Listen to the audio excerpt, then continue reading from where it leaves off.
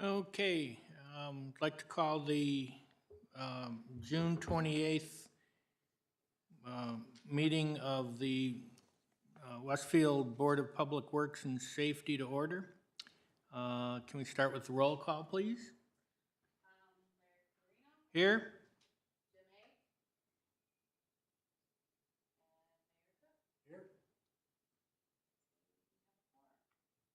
Okay. First item of business is approval of the minutes from the May 24th meeting. Any corrections? I do not. I Okay. move to approve. I will second. All in favor? Aye. Aye. Minutes stand approved. Action item number 2, an encroachment permit application from Duke Energy for 18968 Spring Mill Road. Good afternoon. Adam Essex, City of Westfield Utility Coordinator. Here proposing an encroachment permit plan for Duke Energy. Duke needs to close some circuits and have some loops, so they'll have backup for the Lancaster subdivision up near 186th Street and Spring Mill Road. This is just directly west of Grand Park. Duke needs to put in about a quarter mile of, or a half mile roughly of infrastructure. They're proposing a quarter mile of underground, but to do these circuits, they would like to add about 5 poles to the city right-of-way. They have proposed them as far back as possible to the back of the right-of-way. This would be along the edge of the fence line at Grand Park's western border by the soccer fields there.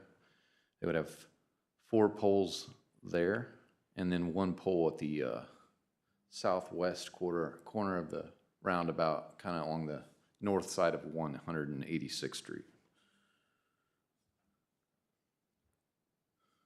Why is it just partially underground? Well, they did provide me costs. They can do their proposal for $30,000. They did calculate to do the whole thing underground. That was going to add $100,000 to the cost to close these circuits. Do we ever get private contractor bids to check the validity of $100,000? No. Perhaps something Public Works, we could do that. Yeah. We kind of I take their word for it. I mean, I do make them provide me a cost, but yeah. Yes, we did that once years ago and were quite surprised at The markup on their end. yes, you're being kind. Yeah. Very good. Is that something we should do on this one, or? No, I'm sure they probably want to move. I'm okay, as long as they're at the, They're as far Is back the- as we can get them. Can you bring up GIS? is this our future right of way, or this is our actually This is our thoroughfare plan? actual right-of-way? right away. So I don't know. It's still, I don't think the correct right of way is reflected. Isn't that just Correct, yeah. So Grand Park's actually, the final plat for Grand Park is actually developed. It's actually just waiting on signatures right now, but it is the total right-of-way off of Spring Mill, which would be a 75-foot right-of-way from the center line. Okay. And that's So, actually I guess inside the the ultimate fence. question is, if we built this into a 5-lane, would the poles be Correct. safely out Yeah. of the roadway safety areas? Yeah. So if it's at the back of the right-of-way, which would be a full 75 feet from the center line. Well, they the would be- poles right now, they're not quite to the back because the fence prohibits that, Grand Park horse fencing that's there. So there is right of way available yet, even behind the fence, but it's as far back as we can get without going inside the Grand Park. As I've fence. often said, all you have to do is drive down Ditch Road, Right, yeah, south of 32, and yep, see what happens if we don't talk about absolutely. it. And you had mentioned a roundabout, one of the poles, where would that be? So if we go just a bit south down to 186th Street. They're proposing one pole there on the north side of 186, just west of the roundabout. Yeah, And that's well out of, in a safety area? correct. And we work with Duke right up to the point of installation, including requiring right-of-way staking from them in certain cases, just to make sure we get what we're requiring. Okay. Okay. We'll entertain a motion to approve the permit application. So move. Second? All in favor? Aye. Aye.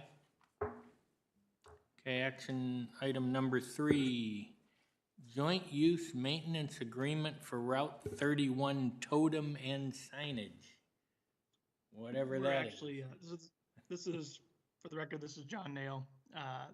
We are going to table this item another month. We still haven't gotten the final revisions for this agreement from NDOT. So I was hopeful that we'd have them by this meeting, but it's looking like July. So we'll move that to the July meeting. Okay, do we need a vote to table that? Yeah. So Okay. move, table. Second, all in favor? Aye.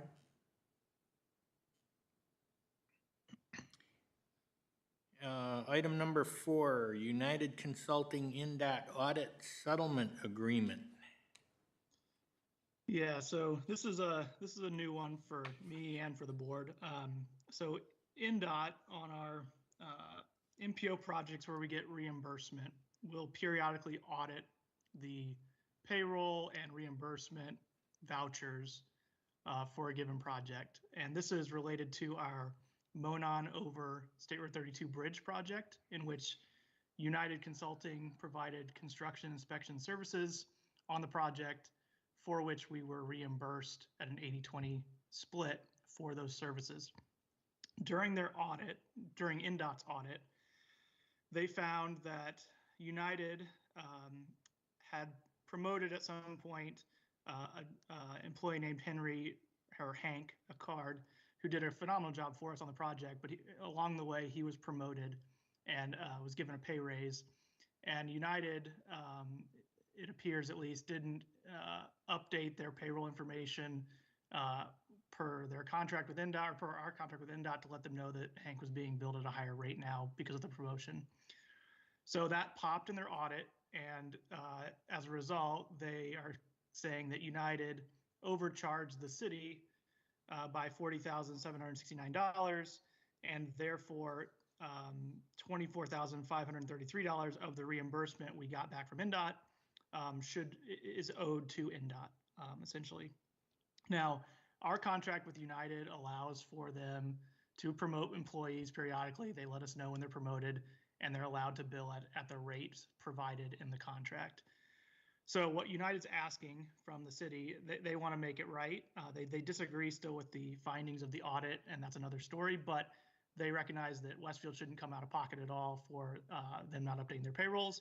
They are requesting that they pay the $24,533.31 that the city owes NDOT, and we basically settle the matter in that regard. So the city's not coming out of pocket. I think that this is well within their contract with the city because, again, we do allow them to promote people from time to time and bill at the contract rate, which is what happened in this case. And so what I would recommend to the board, and I'm bringing it to your attention, I'm bringing it to the Board of Public Works because essentially it is a settlement in which United is paying the city's share that's owed back to NDOT, $24,533.31, not paying the city the full $40,769 that NDOT is claiming they owe us. We have a very good relationship with United, but I wanted to bring this to the board for approval because I don't want to be the unilaterally saying, yeah, we'll forego the $16,000 that NDOT is claiming United owes us. Again, upon review of our contract, I think they're well within their right to bill us. I don't think that they actually overcharged us, but we appealed NDOT's audit, and they came back to say that they've reviewed our appeal and still are going with their findings. So United would pay $24,533. We'd put the matter behind us and move forward if the board is willing to accept that settlement agreement. I'm sure there's questions, so I'm happy to answer any questions you may have. when the contract was put out, that was before, how do I put this? I'm not real comfortable with or understanding the fact that the guy got a salary increase. Why would that automatically get transferred to us as a contract? I mean, we had agreed, I assume, that all the people involved with the contract had certain pay levels.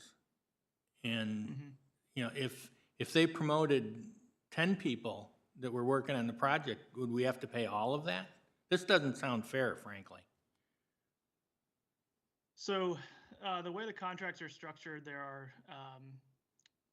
are positional rates that are tied to the contract. So in this case, there's construction manager 1, which is kind of more of an entry level position, which is where Hank started the project on. And keep in mind, these are multi-year projects, construction projects as well. And he was promoted to a construction manager 2 position, which is able to be billed at a higher rate per the contract. It doesn't have individuals' names tied to the contract. It just has positional names and rates that are tied to it. If we felt like we weren't getting the level of service that a construction manager 2 would warrant in the contract, we wouldn't have approved the invoices. The reality is that this particular employee did a really good job for us on the project. We were made aware that he was promoted, and we're comfortable with essentially getting a more experienced person partway through the project to do the inspection work for us on the job. Again, this is totally up to the board. If the board would rather United, pay the $40,769 to the city, and we pay our share to the state, and then we try and figure out an agreement between United and the city for that $16,000 difference, that's certainly your prerogative. What I'm saying is that I think our contract, I think what United did from a billing perspective is well within the contract that we signed with them. And I don't know if we have much room or a leg to stand on, I should say, if there was further action to try and rectify the $16,000 difference. But at any rate, I know Chris Pope is representing United there in the meeting, and I'm sure he'd be happy to help explain if you want further clarification. Well, I think what I'm asking is, we basically hired in the contract, a manager 1 and a manager 2, and the manager 1 got promoted to manager 2. Now we're paying for 2 manager 2s. Well, in that particular case, Larry, Hank, so the construction manager 1 was the person on the job. There wasn't a construction manager 2 that was being billed regularly on the project. Hank was the main person from United doing the inspection work on the job.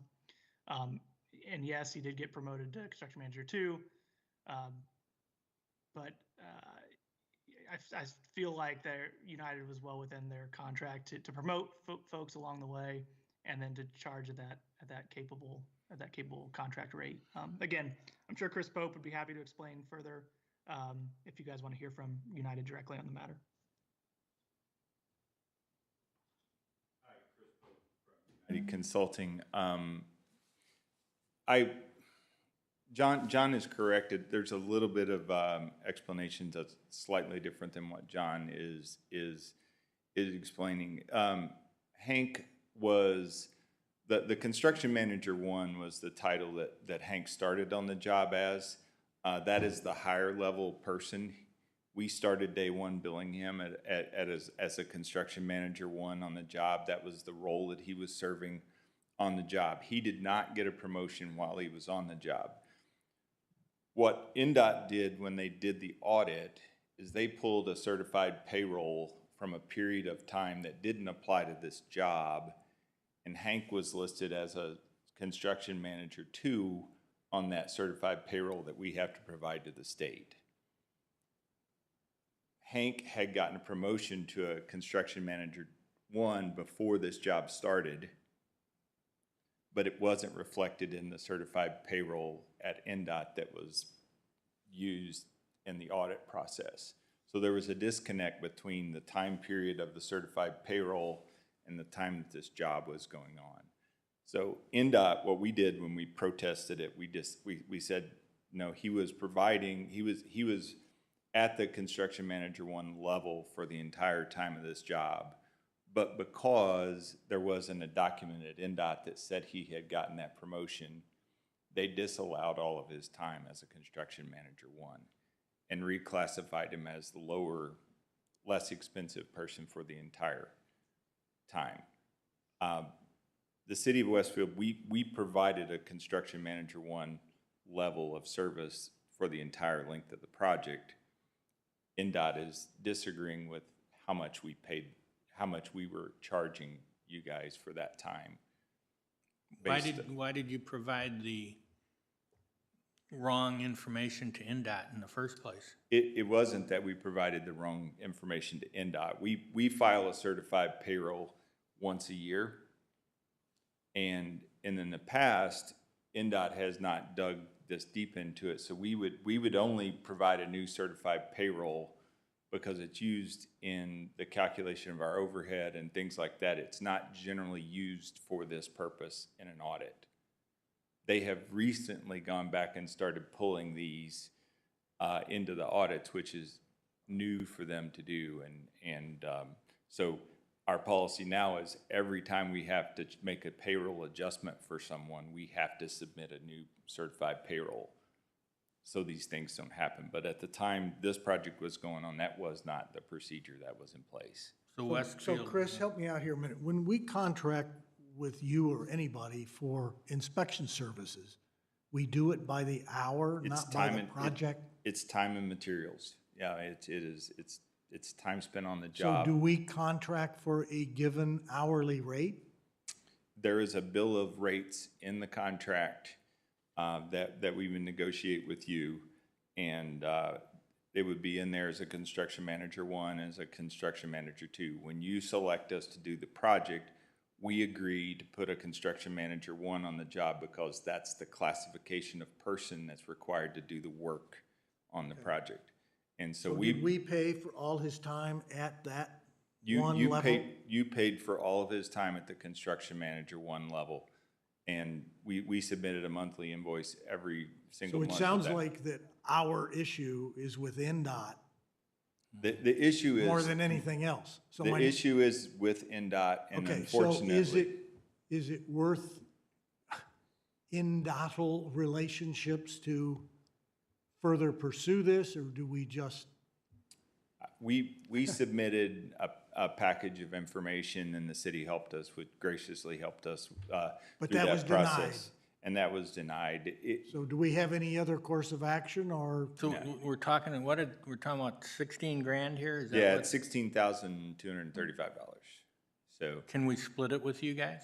Because it sounds like Westfield's getting the shaft from NDOT because of, frankly, you're not keeping them informed of your rates. So, So this is John again, Yep. and Chris, thank you for the explanation. My apologies on the confusion between 1 and 2 and which level was higher. I appreciate the explanation there. Larry, to be clear, under the proposed settlement agreement, City of Westfield would not be coming out of pocket at all. It would be United covering the $24,533 that the city owes back to NDOT because of their decision. And NDOT is just suggesting in their audit that they believe United still owes the city an additional $16,000 because they feel like We're they not out. overcharged. okay, all right. We're not coming, the proposed agreement They're Okay. is for agreeing to United to cover the cover whole what. thing. the Gotcha, city is okay, so being you guys charged are, as a repayment. okay. we're agreeing to cover the Yeah. city's Correct. portion Yeah. for everything.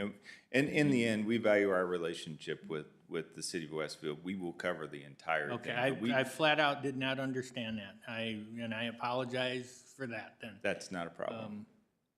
And I'd partially move to that's my accept fault, it. Larry, 'cause this is, like I said, this is new for me as well. This is something that I have not experienced, so I didn't do a very good job explaining it. Move to accept. I will second. All in favor? Aye. Aye. Thank you. Thank you so much. We really appreciate it. Okay. Next item, Daystar directional drilling in the city of Westfield on 2023 Centennial permanent sump line repairs. Wes Rude, Stormwater Coordinator for the City of Westfield. Just a little background information. In the late 90s, prior to Centennial being approved as a new development, there was some conversation between the county and Estridge at that time on the approval of street trees, which our town manager at the time agreed that we would like the street trees to go into place. The county decided that they didn't want to accept any of the under drains along the streets as regulated drainage.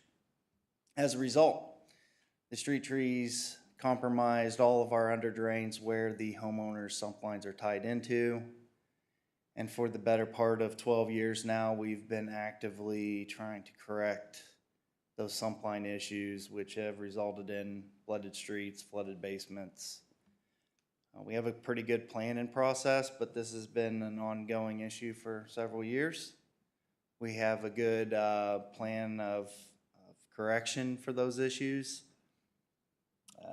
And so today I'm asking that I get an approval for the $148,797 to continue those efforts this year. We did reach out to a few other companies so we could get a couple other proposals. I feel like the one company just never responded at all. The other one that was actively looking at putting a bid on this found that it's rather difficult for them to rent the proper size machine to do that work. So this year I don't have an opportunity to see if Daystar's still treating us well from a cost perspective, although they've spearheaded every single project since we started this endeavor. But we did want to get a comparison. Unfortunately, that didn't happen this year, and we'll move for that next year as well. But that is where we're at. Wes, how many more of these do you think we've got? Honestly, I think we're just about a little over halfway done with that neighborhood. Halfway. And this cost, since we started, is not getting any cheaper, and I'm getting less done. I think we're doing roughly 17 homes this year for a pretty penny. Yeah, and just to add to what Wes was saying, this project is kind of highly specialized in that it's not a standard repair project like a road project or a sidewalk or just regular storm sewer or something like that. It's very difficult to write a specification on the work that they're doing and do a public bid and get a variety of contractors to do it. We've really kind of relied on Daystar in the past to kind of spearhead those efforts because they've done it so much and they have so much experience and they've done such a good job. Really, they're the one that we've leaned on to kind of complete these repairs in the rest of Centennial. Have their repairs been successful Absolutely. through the years? Since we started more permanent repairs, we started with like a temporary thing to just alleviate the phone calls and complaints, but now we have something more permanent in place. I knock on wood, but I haven't had to go back to those places we've gone to 10 plus years ago. Larry, to give And you redo a little everything. more background, this is a plumbing nightmare that we inherited from the county because this area, Centennial, was not in the city of Westfield when it was built. So it was built to county Yes. codes And it did not work, and through the years, we have obligated ourselves to the residents to share in the cost? I believe they're responsible for, So I guess agreements that were made was that at the time the city creates a stormwater utility, the city would assume the responsibility to repair these.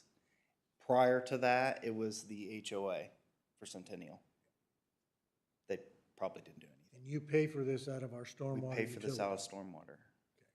And, and this really covers flooded basement issues, right, primarily, or? For the most part, yeah, flooded basements. In essence, what was happening is the way the storm drains were installed, the sump pump drain coming to the Towards the street house. was, Yep. That's still that's still our standard today. Our sump lines are tied to these under drains, just, it's the street trees. Their roots grow into that under drain. There's nowhere for your basement water to go. Yep. Now, we've changed a lot of those plans. We've used this as our leading example of what not to do. But we have plans in place now to prevent this. And Westfield's not the only one that suffers from this. I mean, all of our surrounding communities, and they call me regularly to find out, hey, who am I using for this? Village of Westclay, another prime example. Carmel spends a lot of their stormwater dollars trying to fix the same issue. So Street the trees are county beautiful. knew up front. They knew that this was going to be an issue, and that's why they decided they wouldn't take ownership over it. Gotcha. The one question I have on this, on the proposal, in the first paragraph on notes, customer's responsible, customer being the city, is responsible for existing utilities, holds Daystar harmless from pretty much anything that could possibly go wrong, be it the city or Daystar screw up. Are you guys comfortable with that? Yeah, I mean, they're just regurgitating 811 laws. They call 811 in. This is the thing that is what this really targets. Irrigation lines. If you have irrigation, that's a private utility. Invisible fence occasionally. Those are those private really- lines that they're saying we don't have any ownership over, and that's the customer's responsibility. So it's really, by customer responsibility, is it the city or the homeowner? In this instance, it's the customer, but in preparation for an approval, I do send out letters to all of the customers who are gonna get this sump line repair work, that they locate their irrigation lines, that they locate any sort of private utility they might have. And we have enough of a relationship with Daystar that if they get a hold of an irrigation line, it's a real simple fix, they take care of it. I think this is just their way of making sure that, provided there was maybe like a gas line that gets hit or a MetroNet line that's not been marked, that they're not obligated to pay for those repairs. Unfortunately, you've been doing this now for 12 years. Yeah, Yeah. so, and maybe something for us to consider in the future is, are we gonna keep the same track that we've been doing now, or do we look at doing something a little more rapid, I suppose? I'm good with that. All right. I would make a motion that we approve the action number 5, Daystar directional drilling proposal. Second? All in favor? Aye. Aye.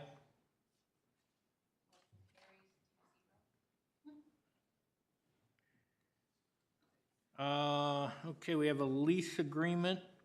Item number 6 from Outdoor Edge Excursions LLC and the City of Westfield Fire Department. Okay, a lease agreement. Yeah, so this is a lease agreement for some space out at the Hamilton County Training Center that's owned by Westfield and managed by the fire department, That's the one in just Noblesville, right? right there on River Road. Yeah, We right. own in Noblesville, Yep. yes. So, in short, this is no different than other lease agreements that we have had with other entities out there at the property.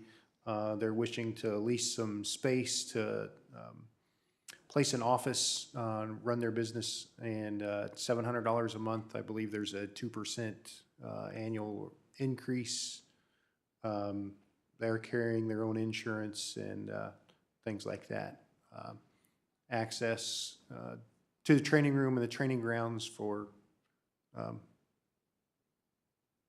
stuff like that. So very typical lease agreement that we've done in the past with. It'll look pretty comprehensive, you know, on that.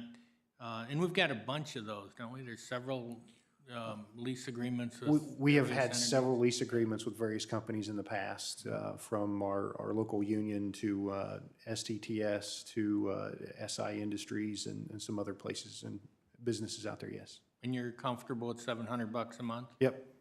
Okay. It's the same thing that SI is paying right now for space. Move to accept. I'll second. All in favor? Aye. Okay, next item is GAK Services and the LLC and the City of Westfield Owners Representative Agreement. Yeah, so GKA is a local company that provides owner's rep services. They're a Westfield company. We would like to enter into an agreement with them to help us as an owner's rep, of course, with the Station 84 project. So the newest fire station project. If you aren't familiar with owner's rep services, essentially they will help us coordinate, facilitate schematic design development. They'll help us determine the appropriate construction methodology and help us bid those services when the time comes.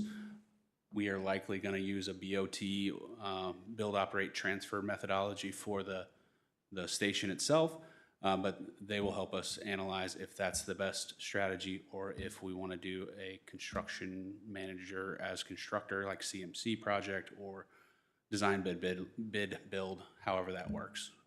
But so they'll help us get the RFP out so we can get a design team and a construction team put together, and really just keeps the project on track as we move into the project until we get to construction. My only question is on the representative agreement, line A is currently blank.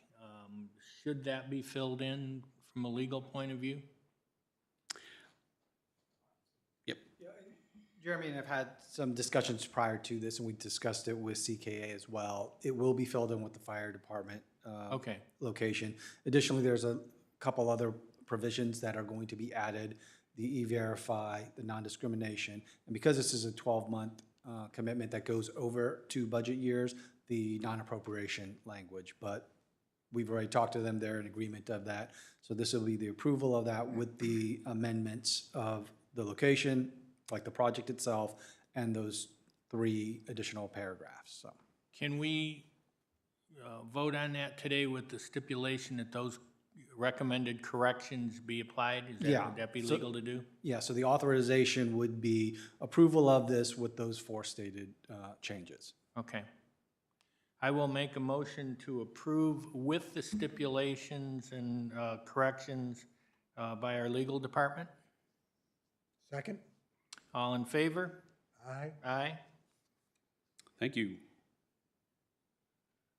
Okay, we have quite an agenda today. Item number 8, I-Beach 31 in the city of Westfield, a dedication of public right-of-way. Yes, so this is simply right-of-way dedication for the I-Beach project, which you can see here is at the northeast corner of Grand Park Boulevard and 181st Street.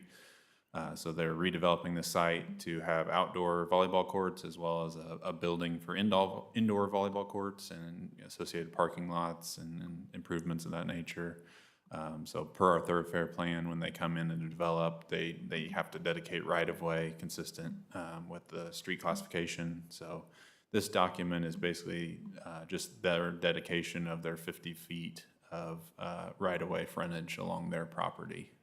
So they can build their entrance, and that then becomes city right-of-way.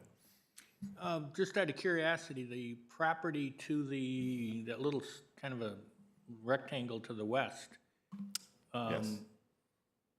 is that city property there, or? No, that is currently owned, I believe, by D&W Farms, correct, yeah. So Wheeler Landing, yeah. Wheeler folks. Is that Separate, The D&W folks are separate from Wheeler Landing. Wheeler Yeah, Landing yeah. has the west side of Grand Park Boulevard. Okay, and no issues with the right-of-way combining with that at some point, or, I mean, it just seemed like a weird little, parcel sticking out there. Right, yeah, the Grand Park Boulevard right away, that got dedicated, as part of the roadway improvements in there, and so, they only own that parcel, so that's really all they're able to dedicate as far as their right of way, so I don't know exactly if there are any plans for what would be held in that small rectangular parcel. Guess you could put some bowling alleys or something in there, I don't know. We need the right of way. I Yeah. will move to accept. I will second. All in favor? Aye. Aye. Next item, number 9, WSP USA and the City of Westfield right-of-way acquisition services for Little Eagle Creek Avenue reconstruction. Yeah, so if you recall, WSP is working on the design for Little Eagle Creek Avenue reconstruction from 146th Street up to just past Shelbourne Road for the phase 1. We were fortunate to receive NDOT rule call funding for this project, and we hired WSP for road design services. They also do a lot of our right-of-way acquisition. Pat McAllister's responsible for the bulk of our right-of-way acquisition services in the city. So the way we structured the original contract was we wanted to get started on, we knew we needed to do survey work as well as road design work, and we knew there'd be at least 25 parcels of right-of-way engineering that we needed to do right off the bat. And then once we got a little further in design, we agreed that we would come back with a supplemental for the actual right-of-way acquisition services because we want to know the exact parcel count. And we don't know that exact parcel count until we do some preliminary design work. So we've always contemplated this having a supplemental to add right-of-way acquisition services. We've identified 40 parcels along the project, which is pretty substantial. It's a right-of-way acquisition project that happens to coincide with a road reconstruction. But because of the number of small parcels along this roadway and no presence of existing right-of-way, we essentially just owned to the edge of pavement. We had to acquire 40 parcels now of right-of-way acquisition to complete the widening and bike lane construction for this project. So this supplemental just adds that right-of-way acquisition services into the scope of the original contract for an amount of $442,850. As a reminder, we pay for right-of-way acquisition services on a unit basis. So it is a set rate that actually NDOT monitors throughout the from year to year, and all of the consultants really have to fit within a certain cost per unit of right-of-way acquisition services. So that's regulated in what the cost is. The $422,000 is reflective of just the fact that there's 40 parcels. So the unit price is set by NDOT, and it's multiplied by the number of parcels that we actually acquire. I'll note that we've actually identified 39, but we typically add 1 or 2 more of parcels in the contract just in case for some reason a design change happens along the way. We've got some contingency for an additional parcel in there, so that we're not bothering Board of Public Works with another supplemental for 1 parcel in the future. So expect it to be 39 parcels. We only pay for what we actually acquire. But that is the gist of the supplemental. I'd be happy to answer any questions you may have. Okay, only one question from me. Since I actually do read as much of this stuff as I can. In Appendix A, Section 1, right-of-way engineering, 3rd paragraph, last sentence, all documents and plats requiring a seal under this contract may not be reviewed by NDOT for content. What does that mean? That's a great question. My guess is that the intent of that sentence is to make it clear that the city, in accordance with their review processes and the stamp of a professional surveyor that would be doing the legal description for the right-of-way parcel, are the ones that will be reviewing it, and that it's not guaranteed that NDOT right-of-way folks will review those plats for accuracy. The reality is, on some of these LPA projects, NDOT's trying to focus their resources on NDOT highway projects and NDOT in-house projects. The LPA projects, when I say LPA, local public agency, so projects where Westfield's receiving NDOT dollars, they have actively been trying to push the review onus onto those individual entities, which we're in Westfield, we're perfectly fine with, because we have a very capable engineering staff that we can feel confident about their review and make sure that we have good accuracy on those documents. Not all LPAs are set up the way we are, and are as fortunate as we are to have licensed engineers on staff. So I think that's likely a kind of boilerplate sentence in there to make it clear to other clients of WSP that, hey, NDOT may not be reviewing these parcels necessarily. You need to make sure you're reviewing them in addition to our professional surveyor that's preparing them. So I think that's what the intent is. It's not something I'm overly worried about, but I'm happy to get some additional clarification if you'd like, Larry. And Jonathan is correct in that it is not a exclusory clause there saying that they shall not. This is just a notice provision saying, hey, there's a potential that NDOT may not review these documents, so you need to be aware of that. Okay, so we're not trying to hide something. No, this from is not, NDOT. we're hiding this from NDOT and that they're not going to Okay. get to see them. It's, NDOT may not be reviewing them. Yeah, it's a reflection of NDOT's ability from a resource perspective to review every single document that comes through on this program. They do rely on the LPAs to review these for accuracy and confirm that the acquisition that we need is reflected in the legal description, which fortunately we're very capable of reviewing that and approving. Okay.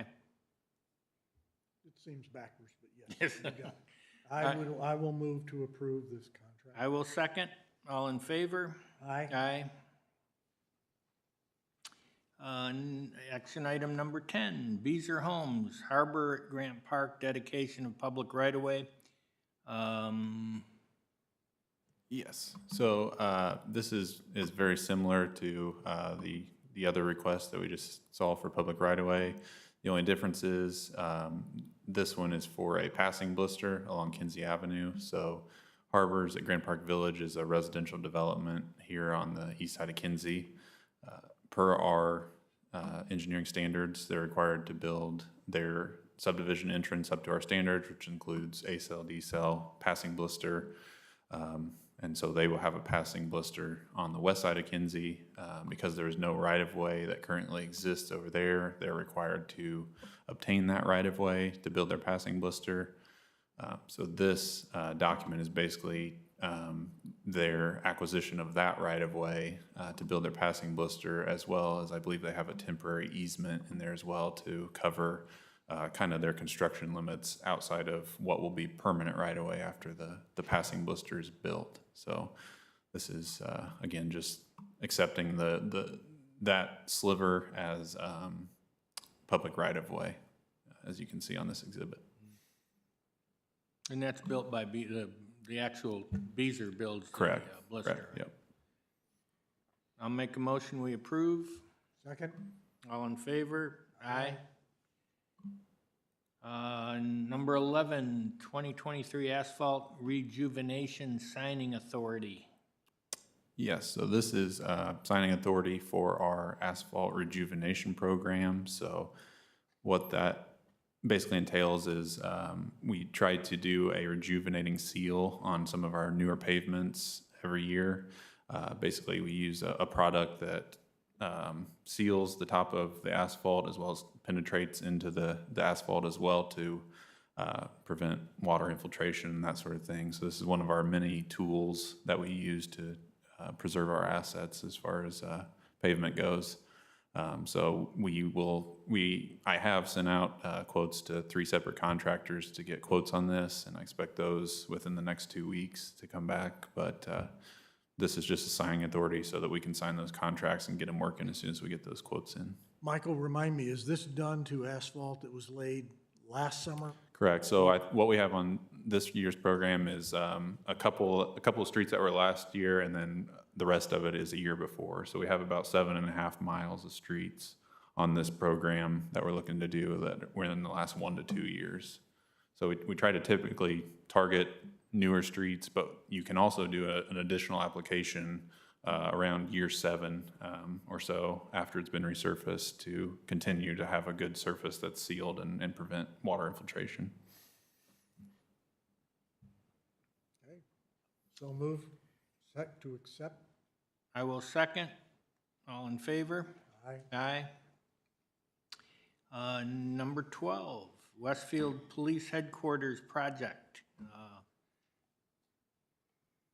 Yeah, so as you know, we are in the process of designing a new police headquarters. We have contracted with Veritas Group to help us with the RFPQ process to determine we're gonna go BOT, build, operate, transfer, construction methodology. The RFPQ will be sent out, and then construction companies or developers will propose to us to be our partner in building the project. We're just asking today for your blessing to send this this RFP out and receive some proposal. The land itself, I know they were looking at a couple of different sites. Yeah, we're still in the process of site selection. This is it is a good idea to have the construction team on board as well prior to site selection. So And this group would recommend financing and we are probably not going to do the traditional BOT financing option. We'll likely finance it the way we do any traditional project. But we did put that in the language so that there's an option in case a financial partner comes on board that we find to be enticing. So okay, we left so it could be open. that, yeah, that way, or like we did with the firehouse and you know, what, any number of different, Correct. yeah. So this just gives us another avenue should we want to take that route. We are not obligated to take the financing piece. Okay. So move. I will second. All in favor? Aye. Aye. Okay. The consent agenda, the June bond list. I will make a motion that we approve the bond list. Second. All in favor? Aye. Brings us to the highlight of the day, our safety department reports. We'll start with the fire department. Yeah, Rod Gaylor, Westfield Fire Department. So what we have is May's statistics and report, and as I'm going to drive here. As we go through, May was a busy month for us, 428 calls for service, 64% medical, 36% fire-related. A couple things of note. We're about 3% over where we were last year for that month. And as we're running into June, we're between, we finished up May just a little over 3% overall for the year to date, where we were last year at that time, meaning that at the end of the year, we're going to be up calls for service. Averaged over 14 calls or responses per day, and we still averaged turnout time was 1 minute and 14 seconds. So what that means is from the time our alert tones go off in the buildings till the time our folks are in the apparatus and out the door is 1 minute and 14 seconds. So that's for calls, any nature of call. We didn't cut that down to just fire-related or just medical-related or throw out an alarm run or everything. This is an overall average turnout time. And then one thing of note, in May, the apparatus in the fire department left the building on a run 873 times. And so then we scroll through the report. If you go through, it's just some ancillary details comparing the districts from year to year. Station 3 was down 3%, but that equated to about 3 calls from last year to this year. But overall, again, we were up. And the type of events that we've been called to. And then just some alarms, residential alarms versus commercial alarms. So 27 residential alarms, 22 commercial or false alarms at commercial structures. By and large, these numbers have been consistent from year to year and month to month, but our overall call volume and call density is up. So when you think about it like that, in reality, those false alarms are actually on a downward trend, even though the numbers are staying consistent. So we did have in years past some issues with a lot of false alarm runs to certain places all the time. Further review of the report is just some mutual aid data, and this is how many times we have either given or received aid on medical runs. And then the same thing here on fire runs, how many times we've given aid or received aid from our primary neighbors, typically. And then we've really been watching our runs to our extended care facilities. And I know this is something that the mayor is always interested about. And a typical response for a year for an extended care facility is we'll respond to that place based on the number of beds. So XYZ healthcare facility has 100 beds. The average is we'll be called to that facility about 100 times. So this is a snapshot of how many times a month we got called to these facilities. And then in next month's Board of Public Works, I will show you a snapshot for the year to capture a whole half year so we can identify trends and things like that. So by and large, extended care facilities and assisted living facilities are a lot of our work when it comes to responding to certain calls and areas. It's I equate it to the workout facilities that our police department responds to on a frequent basis. It's they're a needy group, for lack of a better term. Are our medical versus fire percentages staying about constant? So we run right online with the national trend line, which is about that, anywhere from 68 to 72% of fire-based EMS is medical. And the converse of that is fire-related. So right on the national average. Okay, thank you very much. Mayor Cook. Station 83, medical service. Yep. When? So we get some recruits graduated. Northside Fire Academy is still ongoing. They are in week, I believe we're in week 11.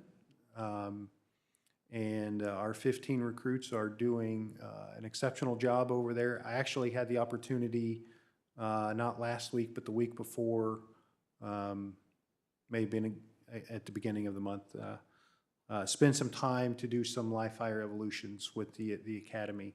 And our recruits are doing well. Their graduation is slated for August the 4th. And so August the 4th, they'll graduate. They'll have some time to recoup and rehab before they come to shift. We'll have some daytime work for them to do just to get them back up to speed with Westfield Fire Department organization. And then they'll be out on the street. So when our medic unit that is being put back together from Braun gets here and we can get that in service and get everybody cleared to act on their own, so to speak. I got to do so many patient contacts in so many hours before we're going to let them transport on their own. So once they get all that completed, then we'll put that third medic unit in service to provide those services out of Station 3. So we're still looking about that October timeframe to get that thing up and going. Do we have an opening date for the new fire headquarters? We don't have an opening date yet. They're still running some sanitary project and the water project. Actually, we're going to be probably closing down or lane restrictions on Spring Mill Road, or Ditch Road rather, in the next couple weeks to get that line run across the street so they can finish tying that in. So there's a 30-day wait time on the sanitary line and some other parts and pieces as they're coming in, and we're still looking at possibly moving in some phases and some equipment and things in August. I'm really hopeful that we can be up and operating out of that facility in September, but we don't have a date. Nothing's set in stone, and just like any construction project, the wind changes and something gets delayed, it pushes that back. So And we're still on budget. as of now, I believe, yeah. Good. Okay. Thank you, sir.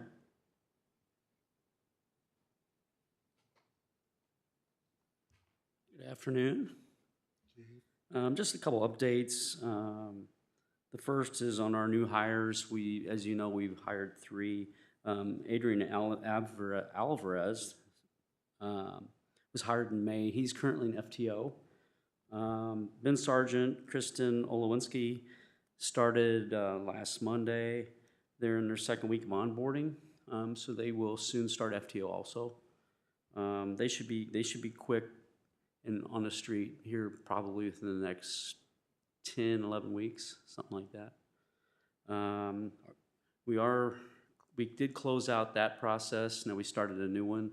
We'll be interviewing those applicants the 3rd week of July. We still have 1 opening, and we're expected to lose 2 people, so we need to hire 3 more this year at least. Couple more updates. The school resource officers completed their 2nd annual Little Citizens Academy last week, which is pretty successful. It's gauged for elementary 6th grade, and it's a week long. I think they had 40, 50 kids this year, so it was pretty good. So I thank them for that. I stopped in and watched a couple days last week, and it seemed like everyone was having a good time. So we're ramping up for the plans for the 4th of July this next week, and then also going into the end of the month for Colts Camp. And then the other thing is Jake Laird Community Day is scheduled for August 8th, Quaker Park. We're going to do that again this year. So that's all I got. What are the plans for NDOT when they close 32? Clearly the detour that NDOT is planning is, kind of ridiculous and absurd. Nobody's really going to use it except somebody that has no idea that they're just traveling through here. It looks like 171st and 161st are going to be a real nightmare. Yeah, like any other construction projects, what we find is, once it's shut down, you have a week of chaos. And then people figure out the best routes to go, and it cleans itself up a little bit. That's a main artery, so there's gonna be a lot of traffic. I think Jonathan's online. He might be able to talk about it a little bit more tonight. I am, but our hope is that people use the detours and go up and around, and our locals will probably stay a little closer to town. So we'll see how it goes. I know one thing, of course, where we live too, but the 3-way stop at Oak and 171st, right by City Services, that's that's going to be some concern there. People running. Well, we don't have a whole lot of choice, but Go south. but the people running that stop sign, I think, is going to be something that we're going to have to watch. So. Yeah, we'll definitely keep an eye on it. Okay. Thank you, sir. Thank you. Jonathan, are you still on? I am. That was a perfect segue into the Public Works update, because that was the big item I was going to touch on, was a reminder that NDOT is planning on closing 32 at Cool Creek, just east of Big Hoffas there, starting as early as July 5th. I think officially they said July 6th, but I want to make sure people are prepared at least on July 5th for that to potentially be closed. Fortunately, they've gotten all the utilities out of the way. They're still on track for getting that project wrapped up before we start our 161st and Oak Roundabout project in late August. So that's good news. But you're right, Larry. Certainly the detour, the official detour being 31 to 38 to Hazeldale. I think you're on the money that locals are not going to use that sign detour. Hopefully, some of the truck traffic that uses 32 will stick to the sign detour. I don't know if that will play out or not, but I'm hopeful that at least some fraction of those trucks do use the sign detour route. And the reality is it's 20,000 vehicles per day on State Road 32, and those 20,000 vehicles for 45 days are going to need to find alternate routes to get east-west on 32. It's going to impact some of our local roads.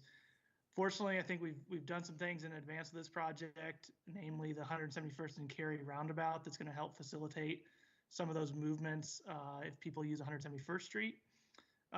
Certainly the 161st and Union roundabout being open is going to be helpful as well for people getting off of US 31, an exit before 32 to get to work their way east.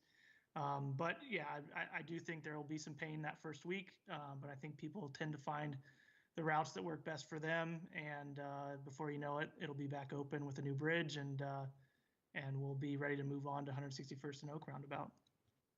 Are there any weight restrictions on 171st and 161st? Because there's going to be a whole lot of dump trucks probably going through there. Yeah.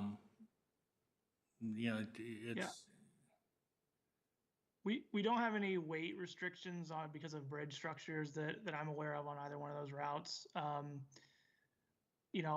think that we'll work closely with Chief Rush and his team to make sure if we start seeing a lot of construction vehicles that are speeding, certainly that's something we can work through with enforcement.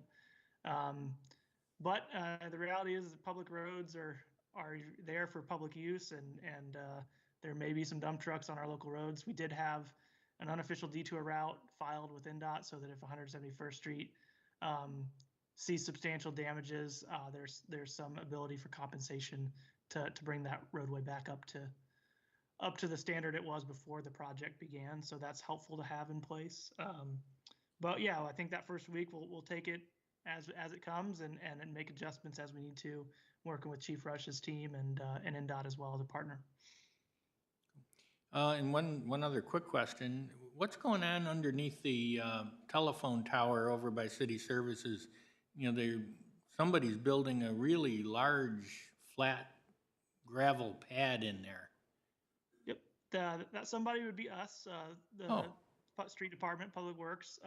You own that. We are building a stone pad there for a future, well, for one, there will be a future park on that newbie parcel there along Cool Creek. But we're just starting kind of some schematic design of what that park could be, and we'll have additional public input along the way. In the meantime, before that park's constructed, we're looking at doing some community gardens in that area. And so that parking pad is for parking for the future community gardens in that location. Very good. Thank you very much. If you recall, the newbie parcel had a produce stand that operated for a long time there. So community gardens make a lot of sense, at least in the short term. Okay. Anything else from anyone? No? Okay, we'll entertain a motion to adjourn. So moved. Second, so we are adjourned. Very good. Thank you, Larry. Thank you.